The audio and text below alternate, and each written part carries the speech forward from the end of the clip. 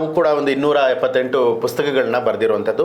ಹೆಚ್ಚಾಗಿ ರೀಪಬ್ಲಿಷ್ಡ್ ಆಗಿರುವಂತಹ ಪುಸ್ತಕ ಯಾವುದು ಸರ್ ತಮ್ಮ ಒಂದು ರಚನೆ? ಅದು ಹಾಗೆ ನೋಡೋಕೆ ಹೋದರೆ ತುಂಬ ಹೆಚ್ಚು ಆಗಿದ್ದು ಬೆಳೆಯುವ ಪೈರು ಅಂತ ಹೇಳಿ ನನ್ನ ಮಕ್ಕಳ ಬಗ್ಗೆ ಬರೆದಿರುವಂತಹ ಪುಸ್ತಕ. ಮಕ್ಕಳ ಬಗ್ಗೆ ಬರೆದಿರುವಂಥ ಪುಸ್ತಕ ಅದು ಹೆಚ್ಚು ಪ್ರಕಟ ಆಯಿತು, ಪ್ರಕಟಣೆಗಳು ಕಂಡವು. ಅಂದರೆ ಹೆಚ್ಚು ಹೆಸರು ಮಾಡಿದ್ದು ಅಂತಂದರೆ ಡುಂಡಿ.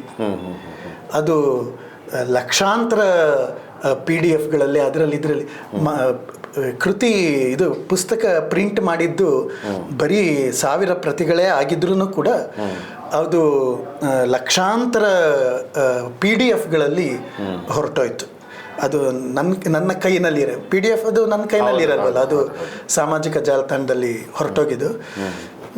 ಹಾಗೆ ಅತ್ಯಂತ ಹೆಚ್ಚು ತಲುಪಿದ್ದು ಜನಕ್ಕೆ ಡುಂಡಿ, ಅತ್ಯಂತ ಹೆಚ್ಚು ಮುದ್ರಣ ಆಗಿದ್ದು ಅಂತಂದರೆ ಬೆಳೆಯುವ ಪೈರು.